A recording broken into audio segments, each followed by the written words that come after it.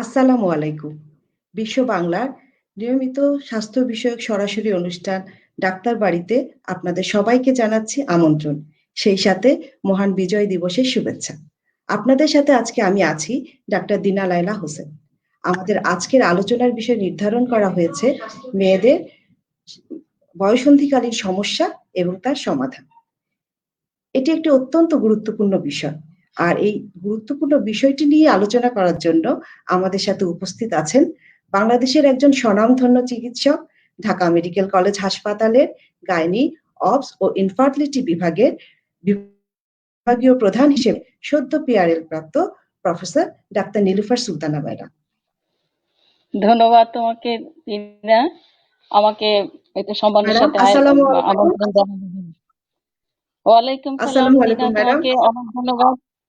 আমাকে শুনতে পাচ্ছ? জি ম্যাডাম, শুনতে পাচ্ছি। কেমন আছেন ম্যাডাম? জি ভালো আছি। ওয়ালাইকুম আসসালাম, অনেক ভালো আছি। তোমরা কেমন আছো? জি ম্যাডাম, আলহামদুলিল্লাহ ভালো আছি। ম্যাডাম, আপনার এত ব্যস্ততার মাঝখানে যে আমাদের এই অনুষ্ঠানে আপনি আসতে পেরেছেন এবং আসার সুযোগ করেছেন, তার জন্য আপনাকে অনেক ধন্যবাদ। ম্যাডাম, আজকে আমরা ধন্যবাদ যে তোমাকে বিষয়টি যা নিয়ে আলোচনা আমাকে আমন্ত্রণ জানানোর জন্য তোমাকেও ধন্যবাদ জানাচ্ছি। ম্যাডাম, আমাদের আজকের বিষয়টা যে নির্ধারণ করা হয়েছে মেয়েদের বয়ঃসন্ধিকালীন সমস্যা সমাধান। এখন একটি মেয়ে শিশু ম্যাডাম জন্মের পরে স্বাভাবিক নিয়মে বয়স বাড়তে পারে, কিশোরী, যুবতী, প্রাপ্তবয়স্কা, বৃদ্ধা প্রাকৃতিক নিয়মে এই অবস্থাগুলোর মধ্য দিয়ে যায়। তো সেই ক্ষেত্রে বয়ঃসন্ধিকালীন সময়টা বা বয়ঃসন্ধি কাল আমরা আসলে কোন সময়টাকে বুঝি, এটাই দেখা যায় অনেক সময় ক্লিয়ার নয়। এই ব্যাপারটাই যদি প্রথমে একটু ক্লিয়ার করতেন ম্যাডাম। হ্যাঁ, ধন্যবাদ তোমাকে। আসলেও এই সময়টা খুবই গুরুত্বপূর্ণ একটি সময়, যে এটাকে আমরা ডেফিনেশনটা একটু ইংলিশে বলি, সেটা হচ্ছে এই পিরিয়ডটাকে, বয়ঃসন্ধি কালটাকে বলা হয় অ্যাডোলেসেন্স পিরিয়ড। এইটা একটা খুবই ট্রানজিয়েন্ট স্টেজ অথবা চেঞ্জিং স্টেজ বলতে পারো, যেখানে ফিজিক্যাল এবং সাইকোলজিক্যাল ডেভেলপমেন্ট যেটা জেনারেলি হয় ফ্রম গ্রাজুয়ালি এটা হতে থাকে, যেটা হচ্ছে during the period of puberty to adulthood. বাংলায় যদি বলি সেটা বলা হয় শৈশব ও যৌবনের মধ্যবর্তী একটা কাল। সেই সময়টাকে বলা হয় অ্যাডোলেসেন্স পিরিয়ড বা বয়ঃসন্ধিকাল। এটা অত্যন্ত ভাইটাল একটা পার্ট, এটা, এবং also critical period of life, এবং সামহাউ ইট ইজ অলসো একটু রিস্কি পিরিয়ডও বলা যায়। আহ, ধন্যবাদ তোমাকে। আচ্ছা ম্যাডাম, তাহলে খুব সুন্দর করে আমরা বুঝতে পারলাম এটা একটা সন্ধিকাল, একটা শিশু, কিশোর এবং প্রাপ্তবয়স্কের মাঝামাঝি যে সন্ধিকাল সময়টা সেটাকে আমরা বুঝি। এখন ম্যাডাম, এই যে বললেন আপনি যে এটা খুবই ক্রিটিক্যাল একটা সময়, তাহলে সেটা আমরা কেন বলি? এই সময় এই পরিবর্তনের সাথে খাপ খাওয়াতে যে কি কি সমস্যার সম্মুখীন হতে পারে আমাদের মেয়েরা, কি ধরনের সমস্যা কমনলি হয়ে থাকে সেটা যদি একটু বলতেন ম্যাডাম।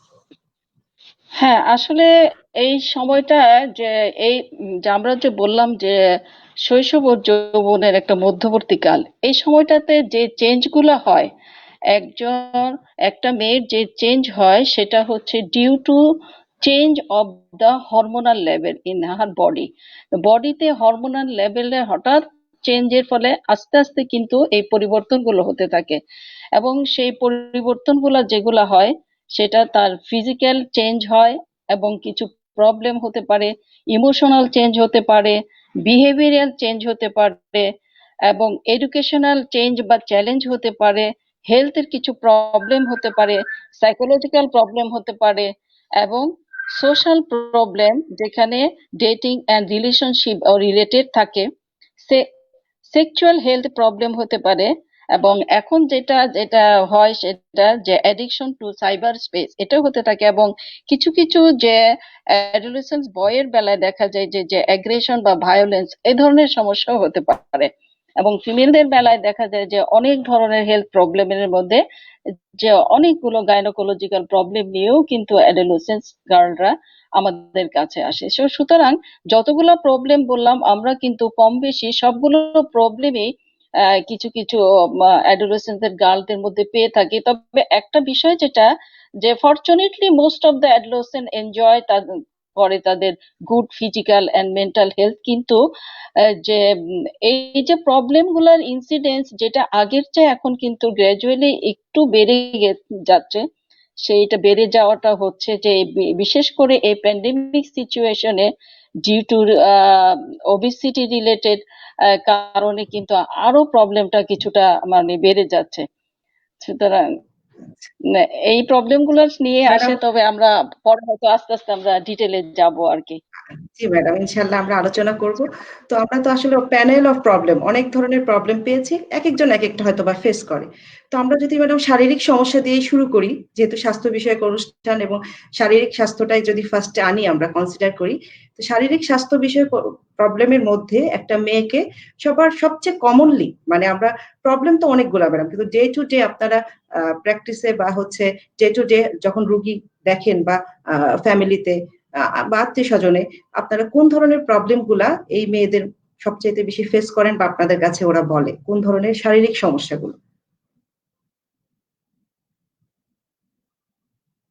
নিয়ে আসে প্রথমে, যে সমস্যাটা নিয়ে তারা একটু এম্বারাস ফিল করে, সেটা আসলে এটা সলভ ওরা হয়ে যায়, যেমন development of the full breast, সেটা কিছুটা এম্বারাসড তারা হয়, কিন্তু সেটা নিয়ে আমাদের কাছে আসে না। যে সমস্যাগুলা শারীরিক নিয়ে আসে সেটা হচ্ছে যে তারা আহ একটু মুটিয়ে যায়, ওবিসিটি হয়ে যায়, এবং হঠাৎ করে দেখা যায় যে তাদের হয়তো কিছু অ্যাবনর্মাল হেয়ারও গ্রো করে, এবং হঠাৎ করে দেখা যাচ্ছে যে তাদের একনি বা ব্রণের সমস্যা হচ্ছে।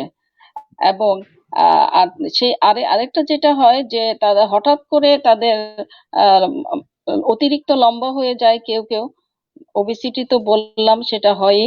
তারপরে দেখা যায় যে উম, আর অনেক সময় দেখা যায় যে যে ছেলেদের বেলায় বিশেষ করে এটা হয় যে ভয়েসটাও চেঞ্জ হয়ে যায়, এবং সেই ভয়েস চেঞ্জের জন্য, এবং আরেকটা যেটা হয় যে ফিমেল বাচ্চা মেয়েরা এসে বলে যে আমার তো মানে খুব অনেক সময় দেখা যায় যে খুব আর্লি পিরিয়ডে 8-9 বছরের মেয়েরাও যখন তাদের মাসিকটা শুরু হয়ে যায়, সেই পরিবর্তনটাকে ওরা কিন্তু একটা যখন সেটা একটু আর্লি হয়, যেমন 8 বা 9 বছর বয়সে হয়, তখন কিন্তু এটা একটা মারাত্মক একটা প্রবলেম মনে করে কিন্তু এটা এই পরিবর্তনটা নিয়েও কিন্তু আমাদের কাছে চলে আসে, এবং সেটা আসলে আমরা প্রিকশনাস পিউবার্টিও হয়তো বলতে পারি।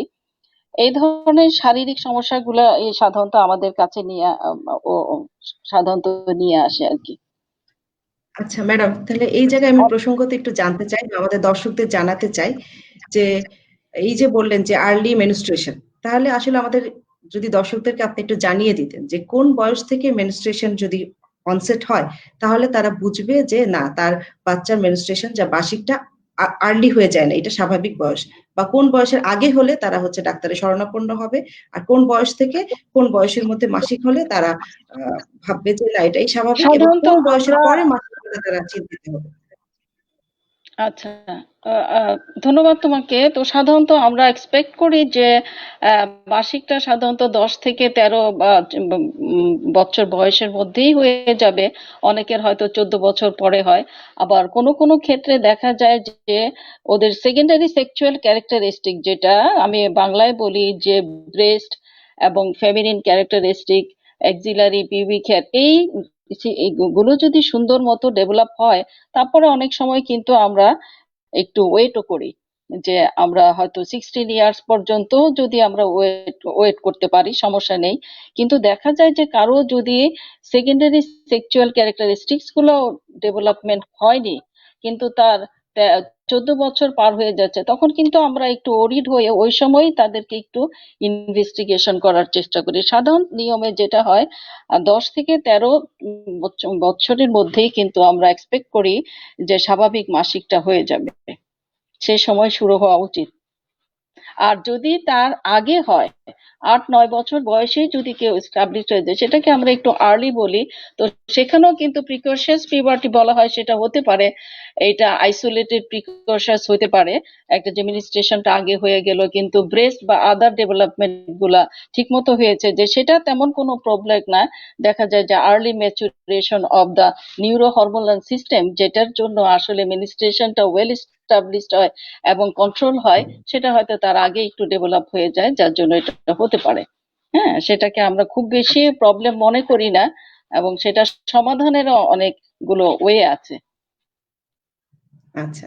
তো সেই ক্ষেত্রে মানে যেই মেয়ে বাচ্চাটার বা মেয়ে মেয়ে কিশোরীটা এরকম হয়, তার থেকে দেখা যায় বাবা মাই বেশি চিন্তিত হয়ে পড়ে আর কি।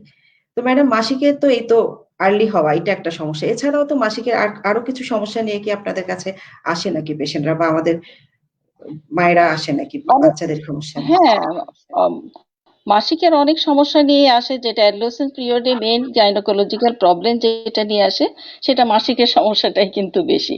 তার মধ্যে যেটা দেখা যায় যে বেশিরভাগ ক্ষেত্রে মারা আসে যে মাসিকটা খুব অনিয়মিত। অনিয়মিত মানে বোঝা যায় বেশি যেটা হয় যে মাসিকটা শুরু হয়েছে, সেটাকে আমরা যেটাকে মেনার্কি বলি।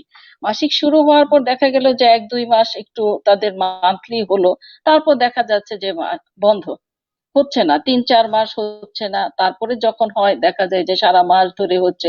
এরকম প্রবলেমটা নিয়ে বেশি আসে। আবার যেটা অনেকেই আসে যে মাসিক হচ্ছে, ভালো হয়ে যাচ্ছে, আবার 15 দিন পরে বা 10 দিন পরে, 15 দিন পরে হচ্ছে, ফোঁটা ফোঁটা করে হচ্ছে। হ্যাঁ, এই প্রবলেমটা নিয়ে আসে। আবার আরেকটা যে প্রবলেম নিয়ে আসে যে খুব প্রচন্ড ব্যথা মাসিকের সময়, এত ব্যথা হুম, যে বাচ্চা সহ্যই করতে পারে না। আরেকটা যে সমস্যাগুলো নিয়ে আসে যে মাসিক মানে এখনো এস্টাবলিশড হচ্ছে না, কিন্তু তলপেটে ব্যথাটা, হ্যাঁ, প্রতি মাসে আচ্ছা একটা নির্দিষ্ট সময় দেখা যায় যে তলপেটে প্রচন্ড একটা ব্যথা হচ্ছে, সেই ধরনের সমস্যা নিয়ে আসে। আবার আরেকটা সমস্যা নিয়ে আসে যে মাসে 2 বার বা 3 বার হয়ে যাচ্ছে, দুবার, 15 দিন পর পর মাসিক হয়ে যাচ্ছে, এবং বেশ ভালো রকমই হচ্ছে, আবার ভালো হয়ে যাচ্ছে। সে বুঝতেই পারতেছে না যে তার মাসিকটা কখন শুরু হচ্ছে কখন শেষ হচ্ছে। তো এই প্রবলেম গুলাই সাধারণত নিয়ে আসে। আর মাসিক স্টাবলিশড হওয়ার পর এই প্রবলেম গুলো নিয়ে আসে, কিন্তু অনেক সময় দেখা যায় যে একটা তো বললাম যে মিনিস্ট্রাল ব্লাড দেখতে পাচ্ছে না, স্টাবলিশড হয়নি এখনো পর্যন্ত, কিন্তু তার সাইক্লিক্যাল যে মান্থলি একটা পেইন, হ্যাঁ, সব সময় হয়ে যাচ্ছে। হ্যাঁ আবার দেখা যাচ্ছে যে কোনো কোনো পেশেন্ট আসে যা মাসিক 2-3 মাস হয়েছে, কিন্তু এখন 1 বছর, 1.5 বছর আর কোনো মাসিক হচ্ছে না। এবং সাধারণত আমরা দেখি যে যে টিউবারকুলোসিস আমাদের মতো কান্ট্রিতে অনেক জি বাচ্চাদের ম্যাম। টিউবারকুলোসিস হওয়ার জন্য দেখা যায় যে মাসিকটা অনিয়মিত বা বন্ধ থাকতে পারে। আচ্ছা ম্যাম, এই মাসিকের অনিয়মের সাথে পিউবার্টাল যে চেঞ্জ, সেটার সাথে ওবেসিটির একটা সম্পর্ক বললেন। এছাড়া ম্যাডাম হরমোনালও কি, হরমোনাল কোন ধরনের ডিজিজ বা এগুলোর সম্পর্ক কিরকম পান আপনারা? হ্যাঁ, যে এটার সাথে কিন্তু এই যে মাসের অনিয়মিত, এটার কারণ হিসাবে কিন্তু অনেকগুলো ব্যাপারই আছে, যে যেটা যদি আমি বলতে চাই, মেইন কারণ যেটা হয়, যেটা আমি যেটা বলছি যে মাসিকটা সাধারণত স্টাবলিশড এবং রেগুলেশন হয় নিউরো হরমোনাল মেকানিজম, যেটা আমি যদি বাংলায় তো ঠিক ওভাবে বলা সম্ভব না, যে হ্যাঁ এটা হয়তো হাইপোথ্যালামো পিটুইটারি ওভারিয়ান অ্যাক্সিস, হ্যাঁ, যে অ্যাক্সিসটাই কন্ট্রোল করে আমাদের, সেই অ্যাক্সিসটা কিন্তু তখনও পুরোপুরি ওভাবে স্টাবলিশড হয় না। আমরা মাদেরকে কাউন্সিলিং করি যে এটা আস্তে আস্তে ঠিক হয়ে যাবে, সেটা একটা ব্যাপার আছে। আর একটা ব্যাপার যেটা আছে যে এন্ডোক্রাইন কিছু প্রবলেম হয়, যেমন থাইরয়েডের সমস্যা হয়, পলিসিস্টিক ওভারিয়ান হইতে পারে, হ্যাঁ, তারপরে হচ্ছে কনজেনিটাল অ্যাড্রিনাল হাইপারপ্লেসিয়া, এই ধরনের কিছু সমস্যার জন্য যে প্রোলেকটিন লেভেলও যদি বেড়ে যায়, তো এই এন্ডোক্রাইন প্রবলেমস গুলোর জন্য কিন্তু মাসিকে অনিয়মিত হয়। আবার আরেকটা কারণ আছে, যদি ইনফেকশন হয়, হ্যাঁ, ইনফেকশন হলেও কিন্তু দেখা যায় যে অনেক সময় ব্লিডিং হয়। হ্যাঁ, তারপরে দেখা যায় যে পেলভিক ইনফ্লামেটরি ডিজিজ অথবা টিউবারকুলোসিস, যেটা তোমাকে আমি আগে একটু বলেছি যে আমাদের মতো হ্যাঁ ডেভেলপিং কান্ট্রিতে অনেক বাচ্চারা যা আমাদের আসে টিউবারকুলোসিস হয়, এবং সেই জন্য দেখা যায় যে মাসিকটা খুবই স্ক্যান্টি হচ্ছে, যখন তখন হচ্ছে, অথবা 2-3 মাস ধরে হচ্ছে না, এরকম হয়। তো এই কারণগুলোর মধ্যে কিন্তু এই কারণগুলোই মেন। তবে প্রথম যে কারণটা আমি বলেছি তোমাকে যে হাইপোথ্যালামো পিটুইটারি, তা আমরা সবগুলো ব্যাপার যখন এক্সক্লুড করি, এন্ডোক্রাইন ব্যাপারগুলো আমরা এক্সক্লুড করি, টিবি আছে কিনা এক্সক্লুড করার পরে আমরা কিন্তু মাকে এবং তার পরিবারকে, বাচ্চাকে আশ্বস্ত করি যে এটা আস্তে আস্তে এটা ঠিক হয়ে যাবে। কিন্তু যদি পাশাপাশি তার মধ্যে ওবেসিটি থাকে, হেরসুটিজম থাকে, একনি থাকে, তাহলে কিন্তু তাকে আমরা মোটিভেট করি বা কাউন্সিলিং করি একটু অন্যভাবে, যে ডেফিনেটলি এই মাসিকটা ঠিক হওয়ার জন্য তাকে ওজনটা অবশ্যই কমাতে হবে, এবং তার কিছু লাইফস্টাইল মডিফিকেশন, তার ইটিং হ্যাবিটটা, তার স্লিপিং হ্যাবিটটা, হ্যাঁ, তার অ্যাক্টিভিটিসটা কেমন, সে সবগুলো জিনিস আমরা এনকোয়ারি করে তার মধ্যে কিছু কাউন্সিলিং করে দেই, অ্যাডভাইস করে দেই, পরিবর্তন আনার চেষ্টা করি, এবং দেখা যায় যে আস্তে আস্তে কিন্তু এটা ঠিক হয়ে আসে। অনেক ধন্যবাদ ম্যাডাম, এত সুন্দর করে বলছিলেন, আমি শুনছিলাম। এছাড়া ম্যাডাম আরেকটা সমস্যা, যেটা এই যে মাত্র আপনি বললেন, যে এই শব্দটার সাথে খুব পরিচিত দেখি এখন রুগীরা বা বাচ্চারাই বলে বা মায়েরা এসে বলে যে পলিসিস্টিক ওভারিয়ান সিনড্রোম, যেটার ব্যাপারে আপনি বললেন যে লাইফস্টাইল মডিফিকেশন হচ্ছে এটার মেইন চিকিৎসা। তো সেই ব্যাপারে হচ্ছে আসলে কাউন্সেলিংটা এবং ওই জিনিসটাকে মানে গ্রহণ করার মতো অ্যাবিলিটি থাকতে হবে, যে আসলে এটার জন্য মেডিকেশনের থেকে লাইফস্টাইল মডিফিকেশনটাই হচ্ছে মেইন দরকার, যেটা আমাদের ম্যাডাম আপনাদেরকে বললো, খাবার দাবারের হ্যাবিট এবং এক্সারসাইজটা। আচ্ছা, এরপরে ম্যাডাম এছাড়া অন্যান্য প্রবলেমের মধ্যে আমরা কমনলি পাই আরেকটা প্রবলেম, সেটা হচ্ছে আহ মাসিকের রাস্তায় চুলকানো বা হচ্ছে সাদা স্রাব, এই ধরনের প্রবলেমের কথা বলে। আরেকটা বলে হচ্ছে, আরেকটা যেটা যে ওদের ভ্যাজাইনাল হাইজিন মেনটেন করার ব্যাপারটা। তো এই ব্যাপারে যদি আসে তখন ম্যাডাম আপনি কিভাবে ওদেরকে বলতে চান, বা এই ব্যাপারে ওদেরকে কি ধরনের অ্যাডভাইস দিতে চান? ব্যাপারটা আমি বলতে চাচ্ছি যে আমরা এতক্ষণ মাসিকের প্রবলেমটা নিয়ে আলোচনা করছিলাম, যে অন্যান্য আরো অনেক সমস্যা নিয়ে তারা আসে। যেমন অনেক সময় দেখা যায় যে তুমি যেটা বললে এটা, যে হ্যাঁ, সাদা স্রাবটা নিয়ে তারা খুবই অরিড থাকে, মা এবং জি ম্যাম। বাচ্চারা। এই যে মানে লিউকোরিয়াটা যে অনেক সময় যে এটা ফিজিওলজিক্যাল একটা ব্যাপার আছে, যে ঋতুস্রাবের আগে এবং যখন মাঝামাঝি সময় ওভুলেশন পিরিয়ডটাতে একটা একটু এক্সেসিভ ডিসচার্জটা হবে, এটা কিন্তু হিস্ট্রি নিলেই দেখা যায় যে পাওয়া যায় যে কখন তাদের হয় জি এটা ম্যাম। বেশি। কিন্তু তাদের এখানে আমরা অনেক সময় আসে যে হ্যাঁ, খুব excessive bleeding, sorry excessive discharge এবং ইটিং, হ্যাঁ, একটু চুলকানো হচ্ছে, একটু স্মেল আসছে, তখন কিন্তু আমরা একটু এক্সামিন করে দেখি যে সত্যি এটা ইনফেকশাস কিনা। ইনফেকশাস যদি হয় তাহলে ডেফিনেটলি আমরা এটা ট্রিটমেন্ট দিয়ে দেই তাদের অ্যাকর্ডিংলি, যে কি ধরনের ইনফেকশন এটা অ্যাসেস করে আমরা দেখেও বুঝতে পারি, ডিসচার্জের কালার দেখে বুঝতে পারি, সেটা আমরা এই ট্রিটমেন্টটা আমরা দিয়ে দেই। কারণ যদি অবশ্যই কোনো প্যাথোলজিক্যাল ডিসচার্জ হয়, সেটা কিন্তু অবশ্যই ট্রিটমেন্ট করা উচিত। কারণ তাদের যে ভেজাইনাল পিএইচটা চেঞ্জ হয়ে গেলে, অ্যালকালাইন মিডিয়া হলে কিন্তু অ্যাসিডিক ইনফেকশনটা আরো বেড়ে যাবে, এবং সেটা পেলভিসে চলে যাবে, আলটিমেটলি অনেকগুলো প্রবলেম হবে। সেটা তো অবশ্যই তোমরা সবাই জানো। তো সুতরাং এই ডিসচার্জটাকে কিন্তু সত্যি সত্যি অবহেলা করতেও নাই। হ্যাঁ, সেটাকে আমাদের দেখতে হবে, কারণ যেহেতু অনেক বাচ্চারা হাইজিন মেনটেন করে না, তারপর যখন মিনিস্ট্রেশন হয় সেটা নিয়ে তো আর একটু এলোমেলো লাইফ লিড করে, ঠিক মতো কন্ট্রোল করতে পারে না, এবং তখন দেখা যায় যে আনহাইজিনিক কন্ডিশনের জন্যই কিন্তু ভালভোভেজাইনাইটিসটা বেশি হয়।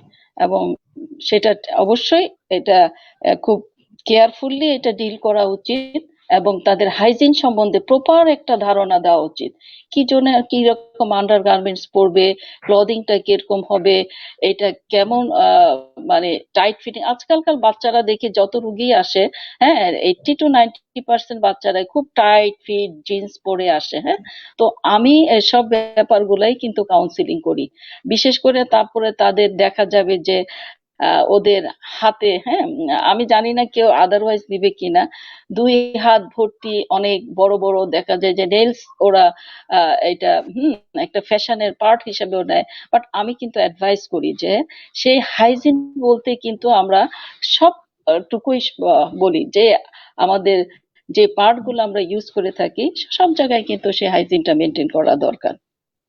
ধন্যবাদ তোমাকে। ঠিক আছে ম্যাডাম। ম্যাডাম আরেকটা ব্যাপার যেটা আমরা দেখি খুব, যে এই যে মানে এই বয়সে আসলে একটা অস্থিরতা, যে তাদের মধ্যে খুব অস্থিরতা কাজ করে, যে তারা কোপ করতে পারে না, সমবয়সীদের ব্যাপারেই হচ্ছে সবচেয়ে বেশি ইন্টারেস্টেড থাকে। তো এই ধরনের সমস্যা। তারপর আরেকটা ম্যাডাম আপনি বলেন স্থূলতা, ওবিসিটি, যেটা এই ধরনের সমস্যা নিয়েও হুম। দেখা যায় যে খুব ওরিড থাকে।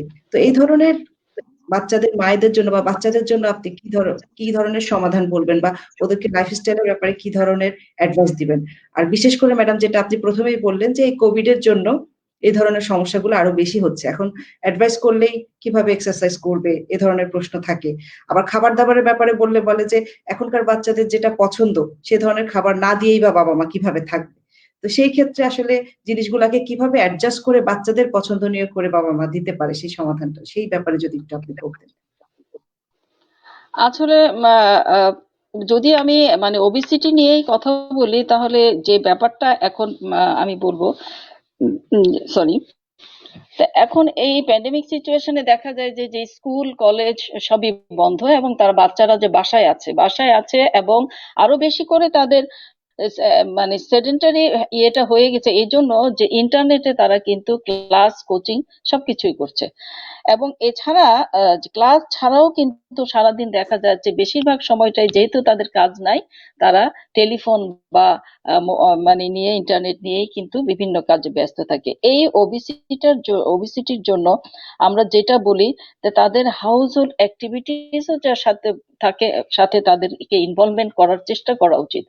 যে এবং তাছাড়া যে বাসায় কিন্তু তাদের এক্সারসাইজ প্রতিদিন নিয়ম করে দুবেলা যদি 30 মিনিটের জন্য করেও তারা একটু এক্সারসাইজ করে, ফ্রি হ্যান্ড এক্সারসাইজ করে। এবং আর তুমি লাইফস্টাইল মডিফিকেশন বলতে যে জিনিসটা দেখা যায় যে সারাদিন বাচ্চারা মানে ঘুমাচ্ছে, সারা রাত জেগে থাকছে।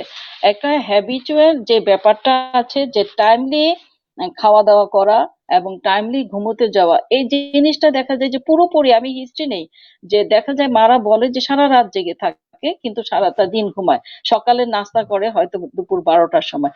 তো এই হ্যাবিট গুলো চেঞ্জ করতে হবে। আর আরেকটা যে জিনিসটা, যে টাইমলি খেতে হবে এবং নিউট্রিশাস ফুড আমরা কাউন্সিলিং করে দেই যে কোন ফুডটা নিউট্রিশাস, কোন জিনিসটা এই বয়সে বাচ্চার জন্য প্রয়োজন। কারণ এই গ্রোয়িং স্টেজে বাচ্চার যে ব্যালেন্স ডায়েট যেটাকে বলে, সেই ডায়েটটাই কিন্তু আমরা তাদেরকে অ্যাডভাইস করে থাকি। এবং যে বাচ্চারা যেটা পছন্দ করে, যে ফাস্ট ফুড খেতে পছন্দ করে, আমরা কিন্তু এই জিনিসটা অন্য বাসায় প্রিপেয়ার করতে পারে মারা বিভিন্ন ভাবে, কিন্তু তাদেরকে কাউন্সিলিংটা করতে হবে যে পাশাপাশি যে অন্য ফুড যেমন শাকসবজি এরা মোটেও খেতে চায় না, কিন্তু এটাকে যদি আমরা বিভিন্ন প্রসেসে রান্না করে, হ্যাঁ, নুডলস এর সাথে বা কিছু একটু রাইসের সাথে করে প্রিপেয়ার করে দিতে পারে, তাহলে কিন্তু ওরা খাবে। যে বিষয়টা খেয়াল রাখতে হবে যে একই ধরনের খাবার প্রতিদিন যেন বাচ্চা টেবিলে না যায়, জিনিসটা বিভিন্ন ভাবে করতে হবে। এবং মাকে বিশেষ করে জানতে হবে যে অ্যাকচুয়ালি নিউট্রিশাস ফুড বলতে আমরা কি বুঝি। অনেক মারা কিন্তু নিজেরাও বুঝে না এবং নিজেরাও কিন্তু ফাস্ট ফুড খেতে খুব পছন্দ করে। যার জন্য যেটা, যে এই ব্যাপারটা কিন্তু চেঞ্জ শুধুমাত্র খাবার দাবারে না, চেঞ্জ কিন্তু মেন্টাল, ফিজিক্যাল, তোমার বিহেভিয়ারাল, তারপরে হচ্ছে যে সব ব্যাপারেই কিন্তু তোমাকে চেঞ্জ আনতে হবে। তাহলেই আনতে কিন্তু হবে। দেখা যায় যে মন যদি ভালো থাকে, ঘুম যদি ভালো হয়, তাহলে কিন্তু তোমার স্বাস্থ্যটাও ভালো থাকে। আর ওজন কমানো কিন্তু কোনো ব্যাপারই না। হুম। এই ওজন বাড়ার যে কারণটা, সেই কারণটা এই প্যান্ডেমিক সিচুয়েশনটাই বেশি, এবং সেই ওজনটা আমরা নিয়ন্ত্রণ করতে হবে। এবং তাদেরকে কাউন্সিলিংটা এভাবে করতে হবে যে what will be the consequences of the overweight. তাহলে কিন্তু ওবেসিটি। আস্তে আস্তে মোটিভেট হবে। ধন্যবাদ। ম্যাডাম আপনার স্টুডেন্ট আপনার প্রোগ্রাম দেখছে রহিমা সুলতানা আপনাকে সালাম জানিয়েছে। আচ্ছা ম্যাডাম আমরা পরবর্তী আলোচনায় যাই। আহ, আমাদের ম্যাডাম এরপরে যেটা বিষয়ে জানতে চাচ্ছি যে বিষয়ে আসলে একটু মানে আমরাও যখন এই সময়ের মধ্যে দিয়ে পার হয়েছি হয়তোবা সেভাবে এডুকেশনটা ছিল না, কিন্তু এখনকার সময়ের জন্য এই ব্যাপারে আসলে বাবা মার বাচ্চাদেরকে অবশ্যই আগে থেকে একটু জানিয়ে রাখতে হবে, সেটা হচ্ছে সেক্স এডুকেশন। কারণ এখন যেই হারে ম্যাডাম অ্যাবিউজ বাড়ছে, এ ব্যাপারে যদি আগে থেকে কিছুটা সাবধানতা না করা হয় তাহলে তো দেখা যায় ম্যাডাম বড় কোনো দুর্ঘটনাও ঘটে যেতে পারে। তো সেই ক্ষেত্রে হুম কিভাবে হুম। অ্যাপ্রোচ করবে একটা বাবা মা ছেলে সন্তানকে সেক্স এডুকেশন দেওয়ার ব্যাপারে, বিশেষ করে মেয়ে বাচ্চাদেরকে মানে খুব ইজিলি অ্যাপ্রোচ করে এই সমস্যাটা ওভারকাম করতে পারবে, এটা ম্যাডাম আমাদের সবার জন্যই প্রয়োজন। আপনি যদি একটু আলোচনা করেন। আচ্ছা, আসলে যখন একজন অ্যাডোলেসেন্ট গার্ল এই টাইমটাই কিন্তু দেখা যাচ্ছে যে টিনেজরা এক্সপিরিয়েন্স, মানে প্রথমে এই সময়টাতে কিন্তু তাদের একটা এক্সপিরিয়েন্স হয় যখন সেক্সুয়াল অ্যাবিউজ আর ইন্টেনশনালি হোক আনইনটেনশনালি হোক, তাদের একটা খুব হাই রিস্ক একটা থেকে যায়।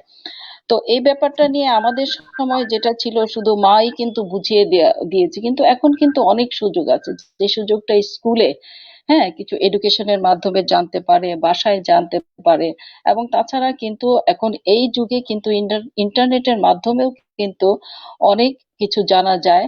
যে এবং এটা কোনো লুকানো চুকানোর কিছু নেই, বা এটাকে প্রিভেন্ট করারও কিছু নেই, কিন্তু প্রপার গাইডেন্স ছাড়া দে সেক্সুয়ালি অ্যাক্টিভ হয়ে যায় before they are ready for that. এবং সেই গাইডেন্সটা যেটা আমাদেরকে বোঝাতে হবে যে আনপ্রোটেক্টেড সেক্সটার জন্য যে যেটা আমাদেরকে এসটিডি বা এইচআইভির মতো একটা ভয়াবহ রোগের ফেস করে হতে পারে। সেই জন্য যে যে এখানে তাদের সাথে আমাদের কথা বলতে হবে, তাদেরকে বুঝাতে হবে যে important of safe sex, safe সেক্সটার ইম্পর্টেন্স কি সেটা আমাদেরকে বোঝাতে হবে, এবং বলতে হবে যে what are the consequences of unprotected sex and how it change their life. সুতরাং awareness is the only way to prevent early pregnancy and its complication and STD। সুতরাং এই অ্যাওয়ারনেসটা আসতে হবে স্কুল থেকে, ঘর থেকে। আর এখন তো ইন্টারনেটের যুগে সেটা এটা কোনো ব্যাপারই না এটা জানা। হ্যাঁ, তো সুতরাং তারা নিজেরাও জানতে পারবে। কিন্তু সেক্সটার যে হার্মফুল এফেক্টটা, এটাই কিন্তু আমাদেরকে আনসেফ সেক্সটা যে কতটা ডেঞ্জারাস তার লাইফের জন্য, এটা তাকে কিন্তু আমাদেরকে বুঝাতে হবে। না বুঝালেই কিন্তু হবে না, কারণ এই অ্যাডোলেসেন্স পিরিয়ডটাই কিন্তু বাস ফার্স্ট একটা, ভালনারেবল। আমি বলে যাচ্ছি যে কিস, একটা প্রথম কিসের মাধ্যমেই কিন্তু তাদের সেই এক্সপিরিয়েন্সটা তাদের কিন্তু ডেভেলপ করে যায়। ধন্যবাদ। আচ্ছা, এখানে তো ম্যাডাম মনে হয় সামাজিক মূল্যবোধ, ধর্মীয় মূল্যবোধ এগুলাও সহায়তা করতে পারে তাদেরকে। আচ্ছা, এরপরে ম্যাডাম আমরা যদি ওদের ধন্যবাদ। শারীরিক ফিজিক্যাল হেলথ নিয়ে যা বললাম ম্যাডাম, এরপরে যদি আমরা মেন্টাল হেলথ এর কাছে আসি, যে মেন্টাল হেলথ এই সময় মেন্টাল হেলথ এর ব্যাপারে কি ধরনের সমস্যা হয়, বা এইসব ওভারকাম করার জন্য আমাদের মানে বাবা-মার বা ওর টিচার, স্কুল বা সমাজ কিভাবে ভূমিকা রাখতে পারে সেটার ব্যাপারে ম্যাডাম জানতে চাচ্ছিলাম। হ্যাঁ, যে মেন্টাল হেলথে যেটা, যে হরমোনটা কিন্তু শুধু ফিজিক্যাল যে এফেক্ট করে তা না। হ্যাঁ, তো ইমোশনালি বা সাইকোলজিক্যাল এফেক্টও কিন্তু অনেক করে। তখন দেখা যায় যে ওরা ইমোশনালি কিন্তু তখন বাচ্চারা মানে একটা কনফিউজড হয়ে যায় যে হোয়াট ইজ দেয়ার রোল, মানে তাদের করণীয়টা কি। তারা এক সময় মনে করে বড় হয়ে যাচ্ছে, আমার তো এই রেসপন্সিবিলিটি নেওয়া দরকার। আবার অনেক সময় দেখা যায় যে বাচ্চাদের মতো যে ডিজায়ারটা, সেই ডিজায়ারটা আবার অনেক সময় করে ফেলে। মানে মানে তারা কোথায়, এই ব্যাপারটাও কিন্তু তারা বুঝতে পারে না, যে কনফিউজড হয়ে যায় যে তারা কোথায়। অনেক সময় দেখা যায় যে মেন্টাল হেলথের উপর এমন একটা এফেক্ট হয় যে খুব বেশি ইমোশনাল হয়ে তারা খুব এক্সাইটেড হয়ে যায়। আবার যে কোনো ব্যাপারে তারা মনে করে যে না, তাদের জগৎটা তাদের কাছে খুব কালারফুল মনে হয়, সবকিছুই ভালো লাগে। আবার অনেক কিছুই দেখা যায় ভালো না, খুব মুডি হয়ে যায়। আর মেয়ে বাচ্চারা অনেক সময় দেখা যায় যে অকারণেই দেখা যায় যে অনেক সময় কাঁদতে থাকে। আবার খুব মুড সুইং মুড করে। সুইং করতে থাকে। হ্যাঁ হ্যাঁ, মুডটা খুব পরিবর্তন হয়ে থাকে যখন তখন। এই এই সময়টা দেখা যায় যে শারীরিক পরিবর্তনের জন্যই এটা আমাদেরকে যে সলিউশনটা যেটা, যে এই সময়টা আমাদের তাদের প্রতি খুব যত্নশীল হতে হবে। তাদেরকে একটু অ্যাসিস্ট করতে হবে যে তোমরা নিজেদের যত্নটা নিজেদেরকে করতে হবে, এবং ফিজিক্যাল এক্সারসাইজের একটা আমরা একটু উৎসাহ দিতে হবে। হ্যাঁ, এই উৎসাহটা যদি আমরা দিয়ে থাকি তাহলে দেখা যায় যে বলা হয় যে সেরোটোনিন জাতীয় কিছু একটা হরমোন আমাদের সিক্রেশন হয়ে দেখা যায় যে তাদেরকে ইউফোরিক বা গুড ফিলিং এরকম একটা ব্যাপার রাখে। এবং এই ইমোশনাল এই চেঞ্জের জন্য হঠাৎ করে কিন্তু তাদের বিহেভিয়ারও চেঞ্জ হয়ে যায়। এবং তখন তারা মনে করে কি যে আমরা খুব ইন্ডিপেন্ডেন্ট, হ্যাঁ, আমরা স্বাধীন। এই স্বাধীনতার জন্য দেখা যায় যে বাবা মা যদি তাদেরকে কোনো একটু শাসন করতে যায়, কিছু বলতে যায়, তারা খুব অবাক হয়, যে তারা মনে করে তারা যেই ডিসিশনটা নিয়েছে এটাই কিন্তু রাইট, এটাই রাইট। এবং কি দেখা যাচ্ছে, যে দেখা যাচ্ছে হঠাৎ করে লাইফস্টাইল স্টাইল চেঞ্জ হয়ে গেল, চুল চেঞ্জ হয়ে গেল, চুলের স্টাইল চেঞ্জ, ড্রেস চেঞ্জ, হ্যাঁ, এমন কিছু সে অ্যাডাপ্ট করতে যায় যেটা হয়তো ফ্যামিলি পছন্দ করছে না। কিন্তু এই জিনিসগুলোর জন্য কিন্তু তাদেরকে সরাসরি অ্যাকিউজ করা যাবে না, ক্রিটিসিজম করা যাবে না। আগে থেকে তাদেরকে সুযোগ দিতে হবে কথা বলার, তাদের কথা বলা, তাদের কথা শুনতে হবে মনোযোগ দিয়ে, ক্রিটিসিজম না করে তাদেরকে অ্যাডভাইস করে অ্যাডভান্টেজ ডিসঅ্যাডভান্টেজ বুঝিয়ে কিভাবে এগিয়ে নিতে যাবে সেই ব্যাপারটাতেই কিন্তু আমাদের সহযোগিতা করতে হবে। তাদেরকে বুঝতে দেওয়া যাবে না, যে এইটুকু তাদেরকে তাদের উপলব্ধিতে আসতে হবে যে বাবা মাকে তাদেরকে বিশ্বাসে ট্রাস্টের মধ্যে আনতে হবে, এবং বাবা মা গার্জিয়ানরা যে তাদেরকে লাভ করে, লাইক করে, সেই ব্যাপারটাও কিন্তু তাদেরকে বুঝাতে হবে, বুঝাতে পারতে হবে। তাদের প্রতিটা ব্যাপারে যদি আমরা ক্রিটিসিজম করি তাহলে জিনিসটা কিন্তু বাড়বে, কমবে না কখনো। সো তাদেরকে লিসেন করতে হবে, তাদেরকে বলার সুযোগ দিতে হবে। এবং অনেক সময় আরেকটা জিনিস খেয়াল করবে যে অনেক সময় কিন্তু তারা একটু মিথ্যার আশ্রয় নেয়। সেই মিথ্যার আশ্রয়টা কেন নেয়? যে কিছু সিচুয়েশনকে তারা কনফ্লিক্টে আনতে চায় না, অথবা ভয়েও মিথ্যার আশ্রয় নেয়। সুতরাং আমাকে জি যদি ফ্রি ফ্র্যাঙ্ক না হয়ে, আমাকে ট্রাস্টের মধ্যে না আনে, আমি আমার এফেকশনটা যদি সে বুঝতে না পারে, তাহলে কিন্তু সে কখনো সত্য কথাটা বলবে না। সুতরাং এইভাবেই কিন্তু মোটিভেট করে করে আস্তে আস্তে তাদের মেন্টাল, বিহেভিয়ারাল, সাইকোলজিক্যাল চেঞ্জ গুলাকে অ্যাডাপ্ট করতে হবে। আরেকটা জিনিস অসাধারণ ম্যাডাম। টিনা, জি ম্যাডাম বলেন। আরেকটা জিনিস একটু তোমাকে অ্যাড করতে চাই, যে সাইকোলজিক্যালি আমরা বিভিন্ন রিসার্চ আমরা দেখেছি যে সাইকোলজিক্যালি যে অ্যাডোলেসেন্স গার্লদের যে, মানে সরি, এই পিরিয়ডটা যে যে ডেথ হয়, তার 1/3 ডেথ কিন্তু suicidal, due to anxiety and depression. So আমরা কিভাবে তাদের এই যে ডিপ্রেশন বা অ্যাংজাইটিতে থাকলে কিভাবে এটা ওভারকাম আমরা করতে পারবো, সেই ব্যাপারটা কিন্তু আমাদেরকে খুব খেয়াল করতে হবে। এই ডিপ্রেশনটা কিন্তু অনেক কিছু থেকে আসে। যেমন মানে সেই ডিপ্রেশনটা আসতে পারে, যেমন তার একাডেমিক ক্যারিয়ারটা খুব ভালো যাচ্ছে না, হ্যাঁ, তার এই এডুকেশনাল ইয়েটা, তার লো আইকিউ, অনেক ব্যাপারে কিন্তু তার একটা অ্যাংজাইটি ডিপ্রেশন। তো কোনো ব্যাপারেই কিন্তু একটা বাচ্চা অ্যাংজাইটিতে থাকুক, টেনশনে থাকুক, এটা হতে দেওয়া যাবে না। সেটা কিভাবে ওভারকাম করা যাবে সে ব্যাপারেই কিন্তু সব প্যারেন্টদের একটা সতর্ক দৃষ্টি থাকতে হবে, তাকে সহযোগিতা করতে হবে। তাই সে কি চায় সেটা আমাকে শুনতে হবে। তারপরে কিন্তু তুমি যেটা বলেছো, হ্যাঁ, ইসলামিক দৃষ্টিভঙ্গি বলো, সামাজিক দৃষ্টিভঙ্গি বলো, নিজের পারিবারিক দিক থেকে বলো, সবকিছুর মধ্যে একটা উদাহরণ বা আমার নিজের এই পিরিয়ডটা কেমন ছিল, কিভাবে কাটিয়েছি, অন্যান্য সিবলিংসরা কিভাবে হয়েছে, সেও তো এই পিরিয়ডটা পার করেছে, সেই ব্যাপারগুলো কিন্তু তার কাছে কাউন্সিলিং করতে হবে। মানে ধন্যবাদ। অসাধারণ ম্যাডাম। মানে মধ্যে কথা হচ্ছে তাদেরকে গুরুত্ব দিতে হবে। তাদের সাথে সব গুরুত্ব ধরনের দিতে হবে। দূরত্বটা কমিয়ে আনতে হবে। তাদের বয়সে যে তাদের সাথে বুঝিয়ে বলতে হবে, এবং তাদের মানে সমবয়সী উদাহরণ দিয়েই তাদের ভিতর থেকেই মানে কথাগুলা বের করে আনতে হবে। এটাই হচ্ছে মেইনলি যেটা বললেন ম্যাডাম। ধন্যবাদ। খুব সুন্দর করে বলেছেন। আর আমার মানে আশা যে আমাদের যে দর্শকরা অনুষ্ঠানটি দেখছেন তাদের যাদেরই অ্যাডোলেসেন্স গার্ল থাকুক বা ছেলে থাকুক মেয়ে থাকুক, তারা অবশ্যই এই যে ম্যাডাম বলেছে যে তাদেরকে খুব বেশি শাসন করা যাবে না। শাসন করার চাইতে তাদের সাথে বন্ধুত্বপূর্ণ আচরণ করে তাদের বয়সে নেমে যেয়ে তাদেরকে বুঝিয়ে তাদেরকে সবকিছু মানে তাদের যে ইমোশনাল যে অবস্থানটা সেটাকে কন্ট্রোল করতে হবে। ম্যাডাম যখন বলছিলেন যে তারা ভাবে যে আমরা এই বয়সের না সেই বয়সের, তখন আমার মনে পড়ছিল যে আমরা ছুটি গল্পটা পড়েছিলাম রবীন্দ্রনাথের, যে ফটিক চরিত্রটা ছিল। তো সেখানে বলেছিল 13-14 বছরের বয়সের মতো বালাই পৃথিবীতে আর নাই। তো সেই কথাটাই মনে হচ্ছিল যে এরা কোনো কিছুর সাথে খাপ খাওয়াতে পারে না, এই বয়সের ছোট বয়সের সাথেও না, আবার বড়দের সাথেও না। তো ম্যাডাম আপনার আলোচনার প্রথম দিকটা থেকে একটু একটা কথা টানি, তখন বললেন যে ম্যাডাম বিহেভিয়ারাল কিছু চেঞ্জ পাশাপাশি অ্যাডিকশন। এটা তো ম্যাডাম খুবই একটা মানে ভয়ঙ্কর একটা বিষয় বাবা মার জন্য, যদি এই ধরনের লাইনে সন্তান চলে যায়। যদিও সেটা মেয়েদের ক্ষেত্রে একটু কমই থাকে ছেলেদের তুলনায়, তারপরেও তো থাকে ম্যাডাম। তো এই ধরনের বিষয়গুলাতে বাবা মা যদি সন্তান এই ধরনের বিষয়ে চলে যায়, তাহলে এক ধরনের বা সন্তান যাতে এই ধরনের অ্যাডিকশনের প্রতি আকৃষ্টই হইতে না পারে, সেই সেই ব্যাপারে বাবা মা কি ধরনের স্টেপ নিতে পারে বা কি ধরনের অ্যাডভাইস তাদের জন্য আপনি দিবেন? আসলে তুমি খুব ইম্পর্টেন্ট একটা প্রশ্ন করেছে যে এই টিনেজটা কিন্তু খুবই ভালনারেবল, যে তারা কিন্তু সহজে দেখা যায় যে খারাপ দিকটাই মানে একটু বেছে নিতে খুব আগ্রহী হয় সব সময়, এবং বন্ধু বান্ধবের পাল্লায় পড়ে প্রথমে যে মানে আমি বলছি যে অ্যাডিকশনের যে ব্যাপারটা, মনে করো স্মোকিং বা অ্যালকোহল বা যে কোনো ড্রাগ, প্রথমে একটু থ্রিল, হ্যাঁ, সেভাবে নিল, তারপর কিন্তু এটা আস্তে আস্তে হ্যাবিটে পরিণত হয়ে যায়, এবং সেই হ্যাবিটটা চেঞ্জ করাটা কিন্তু তখন খুবই ডিফিকাল্ট হয় বাবা মার জন্য।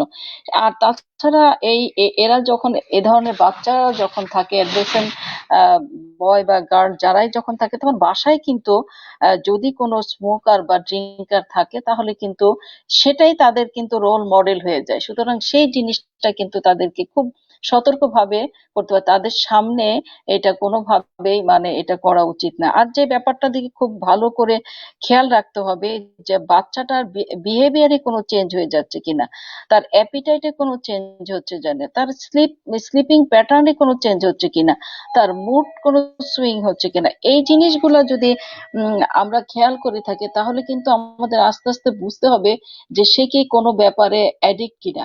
এবং এই এই এই ব্যাপারটা যদি এই ভুলগুলো শুধরানোর জন্য আমি আগেও যেটা বারবার বলেছি যে তাকে দোষারোপ না করে তাদেরকে এনকারেজ করতে হবে যে এগুলার যে অ্যাডভার্স এফেক্ট গুলা কি এবং খারাপ দিকটা কি। এবং অনেক সময় যদি বাচ্চারা নিজের থেকে এই জিনিসগুলা না বলতে চায়, তাহলে অনেক সময় প্রয়োজনে দেখা যায় যে যে প্রফেশনাল হেল্পও নিতে হতে পারে, যে দেখা যায় যে কোনো কনফিডেন্সিয়াল কোশ্চেন করে যদি এদের থেকে বের করে নেওয়া যায় যে তারা অ্যাডিক্টেড কিনা।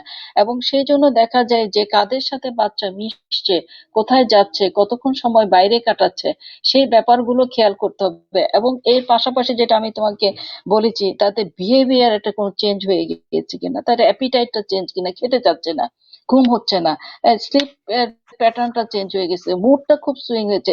এই ব্যাপারগুলো কিন্তু সেই অ্যাডিকশনের সাথে কিন্তু জড়িত। আর খুব জিনিসগুলো যদি খুব ইজি অ্যাভেলেবল হয়, যেমন এখানে সেখানে ইজি পাওয়া যাচ্ছে সিগারেট, অ্যালকোহল, এই ইজি অ্যাভেলেবল জিনিসটাও কিন্তু তাদেরকে খুব মানে উৎসাহিত করবে যে হ্যাঁ একটু খেয়েই দেখি না, একটু নিয়েই দেখি না কেমন হয়। হ্যাঁ, যে এই ব্যাপারগুলা কিন্তু খুব কেয়ারফুলি ডিল করতে হবে। আচ্ছা ম্যাডাম, মানসিক স্বাস্থ্য থেকে আবার যদি একটু শারীরিক স্বাস্থ্যে ফেরত আসি, এই বয়সে দেখা যায় যে ডায়েটিং মানে আমাদের অ্যাডোলেসেন্স বয়সটা তো আসলে 10 থেকে 19 বছর, তো শেষের দিকে যেই হয় যে খুব নিজের ফিজিক্সের ব্যাপারে খুবই সচেতন হয়ে যায়, খুব এলোমেলো ডায়েটিং শুরু করে দেয়। দেখা যায় যে এত কঠিন ডায়েটিং এ যে দেখা যায় যে তার যেই প্রয়োজনীয় যেই প্রোটিন, কার্বোহাইড্রেট বা ভিটামিনস দরকার সেইটাই সে নিচ্ছে না, যার জন্য শারীরিকভাবে বিভিন্ন ধরনের ডেফিসিয়েন্সি নিয়ে আসে। তার মধ্যে যে মাসিক বন্ধ হয়ে যাওয়া এটাও একটা সমস্যা। এছাড়া দেখা যায় বিভিন্ন ধরনের ইনফেকশন নিয়ে আসতে পারে, ম্যাডাম আমাদের কাছে আসে হয়তো বা আপনাদের কাছে। তো সেই সব ক্ষেত্রে তাদের ক্ষেত্রে আপনারা এই যে ডায়েটিং না বুঝেই হঠাৎ করে একটা ডায়েটিং শুরু দেওয়া, ক্রাশ ডায়েটিং শুরু করে দেওয়া, কেটো ডায়েটিং শুরু করে দেওয়া, এ ব্যাপারে আপনি কি অ্যাডভাইস করবেন ম্যাডাম এই বয়সী বাচ্চা মেয়েদের জন্য?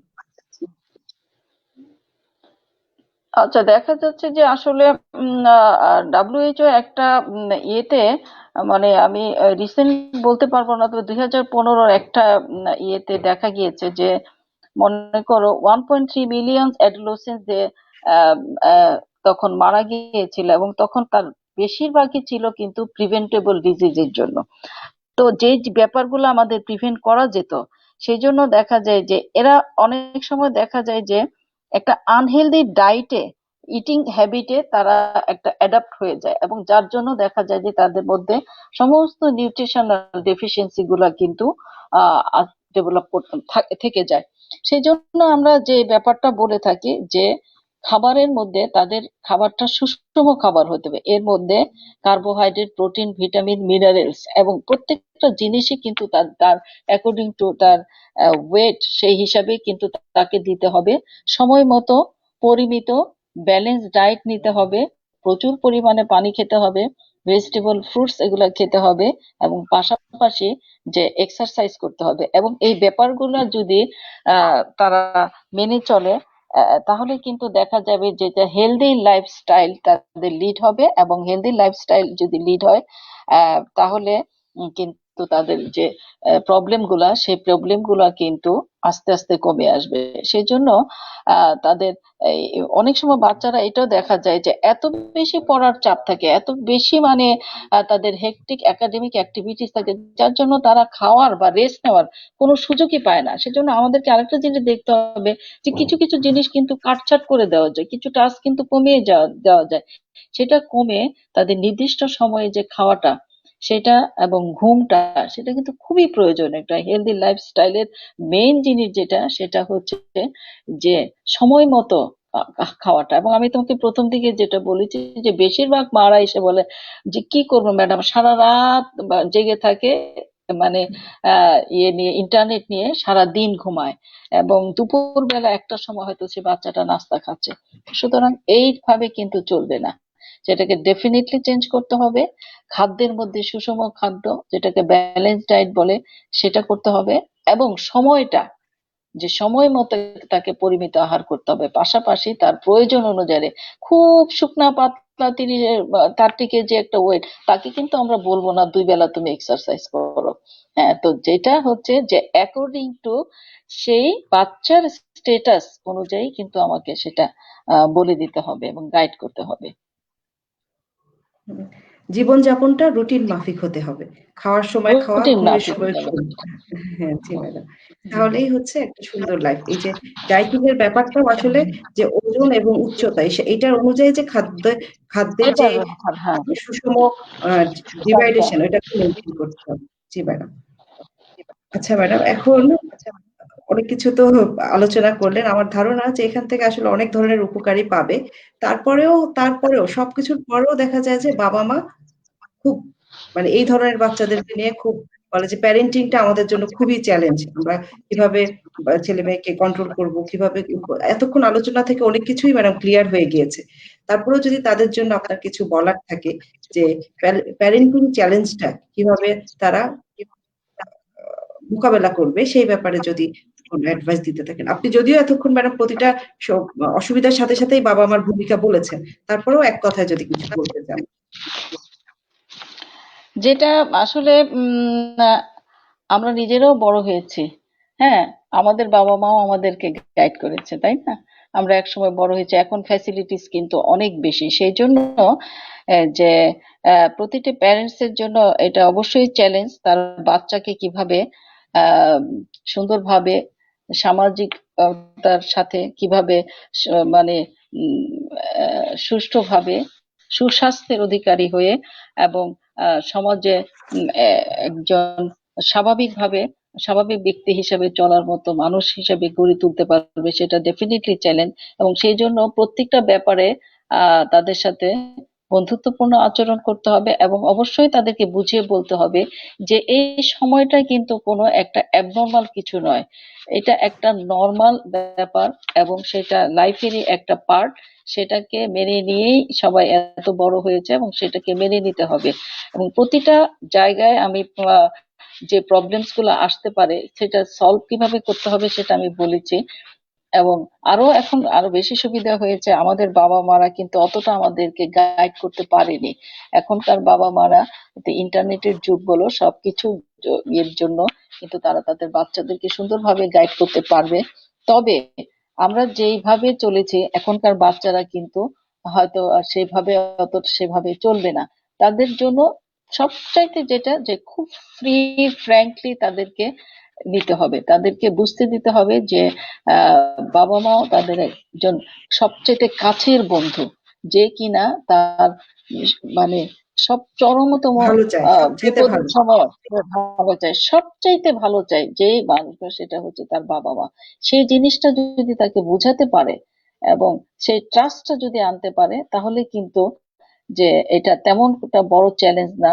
হ্যাঁ, সেই চ্যালেঞ্জটা মোকাবেলা করার মতো আমি মনে করি আজকালকার সব বাবা মারাই তাদের সেই সেভাবে তারা বাচ্চাদের গাইড করতে পারবে এবং ইনশাল্লাহ তারা সেভাবে গাইডও করবে।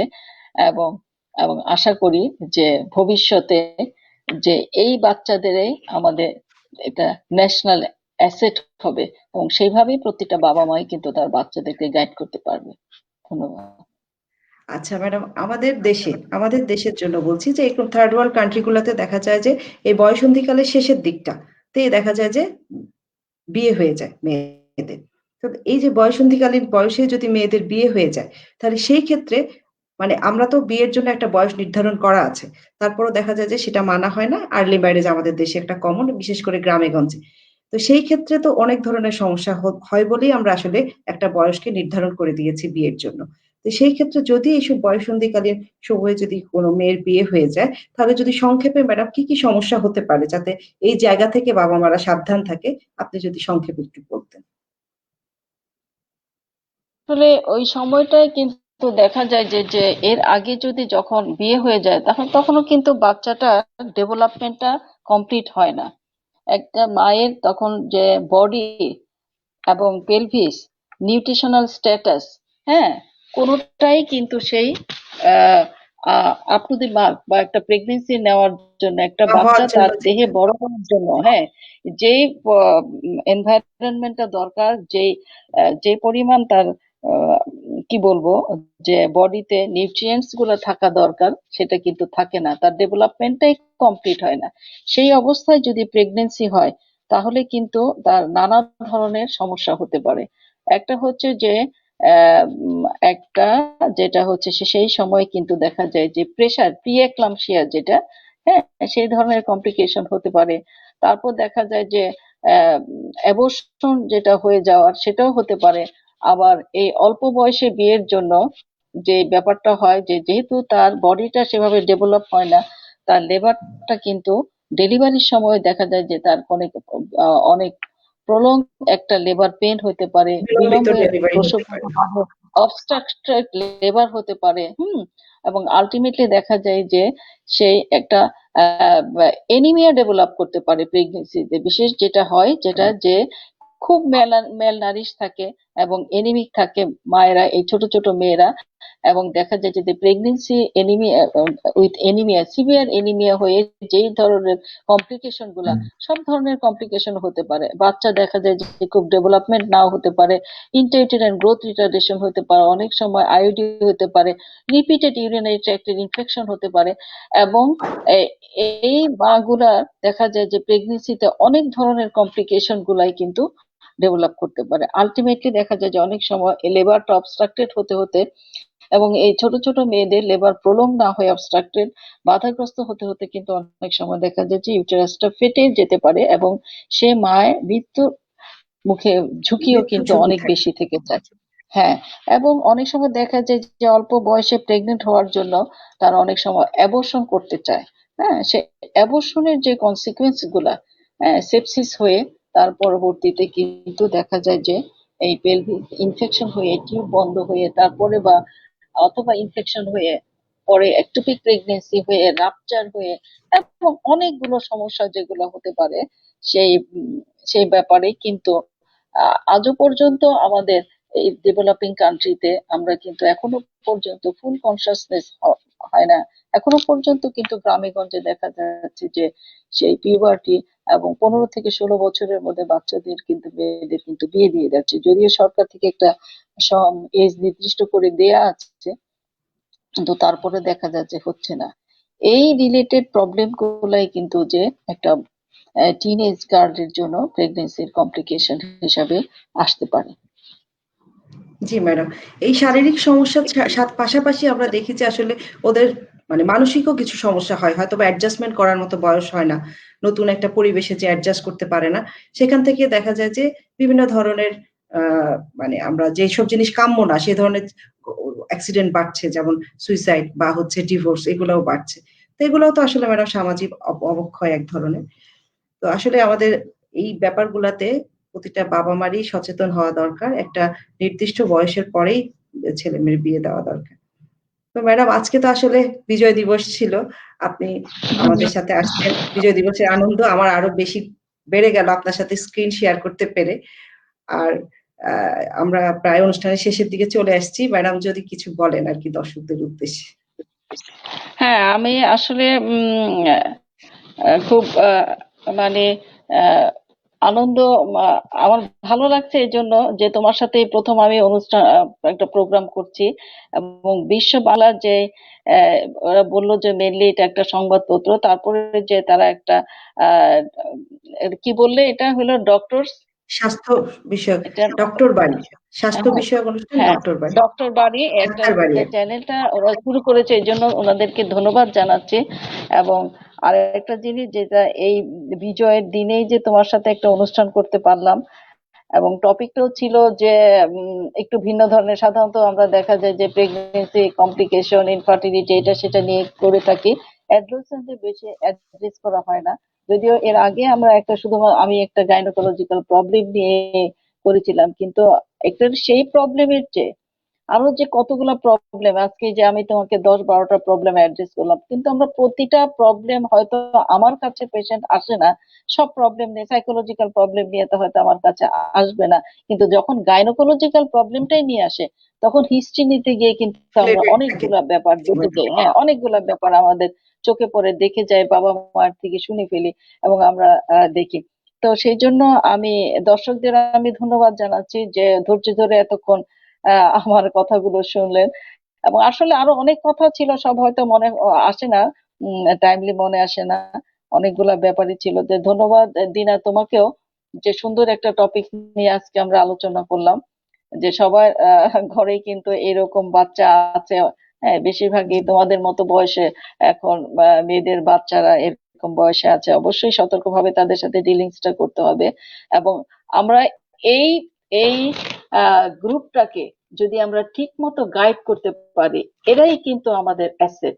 এবং যদি গাইডেন্সটা আমরা ঠিক মতো না করতে পারি তাহলে কিন্তু তারা একেবারেই দেখা যাবে যে যে বিপথে চলে যাবে, এবং অ্যাডিকশন এবং যে কোনো সমস্যাগুলো বললাম যেগুলা কিন্তু দেশে আরো ডে বাই ডে এগুলা কিন্তু বিস্তার করতে থাকবে। সুতরাং এই যে এরা আমাদের জাতির সম্পদ, এই সময়টাকে তাদেরকে যদি গাইড করতে পাওয়া যায়, শুধুমাত্র তার পরিবারেরই সম্পদ না, এটা একটা দেখা যায় সামাজিক, এবং সর্বোপরি দে আর দ্য ন্যাশনাল অ্যাসেট। সুতরাং এই ব্যাপারটা, এই সময়টা অত্যন্ত সতর্কভাবে প্রতিটা প্যারেন্টসকেই তাদের ডিল করতে হবে বাচ্চাদের।